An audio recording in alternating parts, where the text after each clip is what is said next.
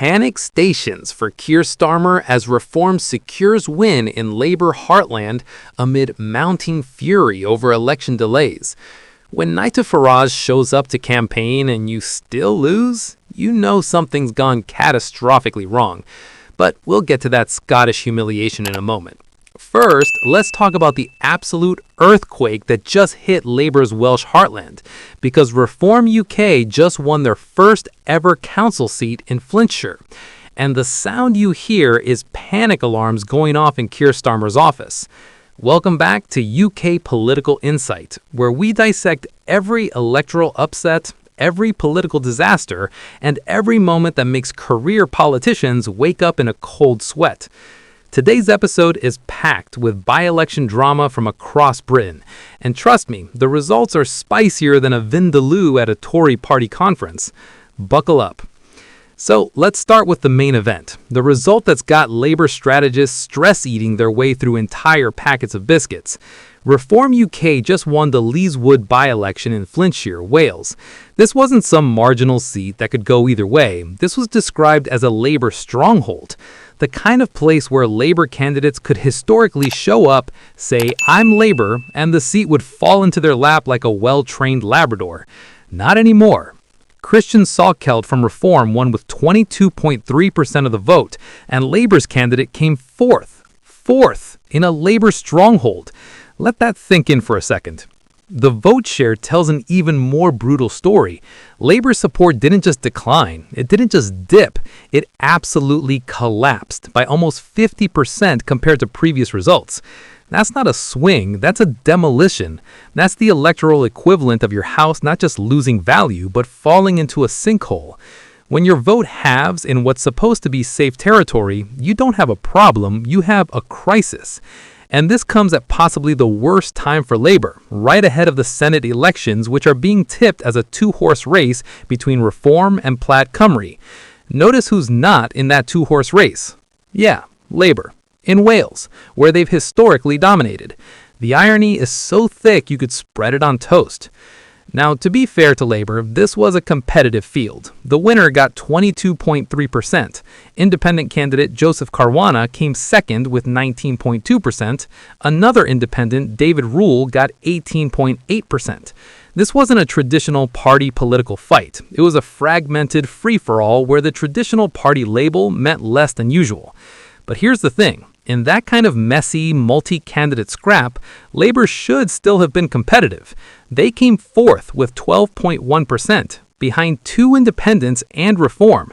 That's not just losing, that's being rejected. The by-election was triggered by the death of long-serving councillor Ray Hughes, who'd held the ward for over 15 years. So this was a seat with deep Labour roots, represented by someone who'd clearly built up significant personal support over a decade and a half. The perfect conditions for Labour to hold on based on loyalty, tradition, and local reputation. Instead, Reform waltzed in and took it, with their candidate Kristian Salkeld later saying he'd never experienced anything like the electric tension on election night. I bet he hasn't. Winning Reform's first ever seat in Flintshire in what was previously a Labour stronghold would get anyone's adrenaline pumping. Salkeld's majority was just 22 votes out of a turnout of 718, so it's not like Reform won by a landslide. This was tight, every vote mattered, but in tight races, momentum and enthusiasm win, and clearly Reform had both while Labour had neither. The seat gave Reform something invaluable, a foothold in Welsh local government, a proof of concept that they can win in Labour territory, and a narrative of unstoppable momentum heading into bigger elections. But before we get too carried away with Reform's triumphalism, let's add some context. The council was still under no overall control, with Labour running a minority administration with informal support from the Lib Dems. One seat doesn't change the council's political makeup dramatically. At Westminster level, Labour's Becky Giddens won the newly created Clwyd East seat with a majority of over 4,000 in the general election. So it's not like Labour's completely collapsed in the region, but local by-elections are bellwethers. They show where political energy is flowing, and right now, in parts of Wales at least, it's flowing away from Labour and toward Reform. Now let's hop over to Scotland, because John Sweeney and the SNP just had themselves a very satisfying evening. The SNP won the Glenrothes West and Kinglassy ward in Fife, which is nice for them, but what made it absolutely delicious for Sweeney is that Nigel Farage personally showed up to campaign for reform, and they still lost. Sweeney couldn't resist twisting the knife, tweeting congratulations to winner Zoe Husband, and adding that Farage turned up and lost while Labour polled just 15%. That's the political equivalent of doing a victory lap while your opponents are still catching their breath. Zoe Husband won 1,167 first preference votes, absolutely trouncing Reform's Romano Valente, who came second with 725 votes. Scottish Labour's Jacob Winton managed a measly 413 votes, which is genuinely embarrassing for a party that's supposed to be resurging in Scotland. The Scottish Conservatives got 182 votes, the Scottish Lib Dems got 125 votes, and some bloke from the Scottish Family Party got 25, which is probably just his extended family being polite. For Farage, this is a rare public setback. The man's been on a winning streak lately, hoovering up Tory defectors, winning by-elections in England, building momentum for reform across Britain. Then he rocks up to Fife, presumably expecting to ride that wave to victory, and gets absolutely battered by the SNP. It's a useful reminder that reform's appeal isn't universal, that in Scotland particularly, the political dynamics are different, and voters who might be attracted to reform's brand of populism in England might prefer the SNP's version of it north of the border. But here's what's really interesting about Scotland. Labour came third with 15%, which Sweeney gleefully pointed out. Labour's supposed to be making gains in Scotland. They did win back several Westminster seats in the general election, including the corresponding Glenrothes and Mid-Fife constituency. Yet in this local by-election, they're barely relevant, polling worse than Reform. That suggests Labour's Scottish recovery might be shallower than they'd like to admit, built more on anti-SNP tactical voting and Conservative collapse than genuine enthusiasm for Labour. Right, back to England and specifically Chester West and Neston, where the Conservatives actually managed to hold on to a seat.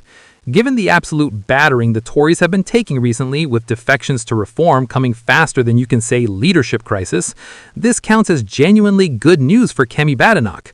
Dylan Roberts won for the Conservatives, beating Labour's Edward Flynn by just under 300 votes. Reform came third with 299 votes, so painfully close to second place that they could probably taste it. The margins here tell you everything about how competitive English local politics has become. The Tories won by less than 300 votes, with Reform breathing down Labour's neck in third place. Flip a few hundred votes and you get a completely different result. This is the new reality of multi-party British politics, where seats that used to safely flip between Labour and Conservative are now genuinely four-way fights once you add Reform and the Lib Dems into the mix. The council is run by a Labour minority administration, and at parliamentary level, the area falls into Chester North and Neston constituency, which Labour won in the general election with a majority of nearly 12,000. So Labour's still strong in the broader area, but the Tories holding this specific ward suggests they're not completely dead yet in local government, even if they're hemorrhaging MPs to Reform at Westminster. Now let's talk about the Greens, because they just had an absolutely torrid time in the Cotswolds. The Lib Dems won the Rissingtons ward with a majority of 53 votes, which is fine. The Lib Dems win rural southern seats all the time. But the Greens came fourth with just 5.5% of the vote. Fifth place would have been more embarrassing only because there wasn't a fifth candidate.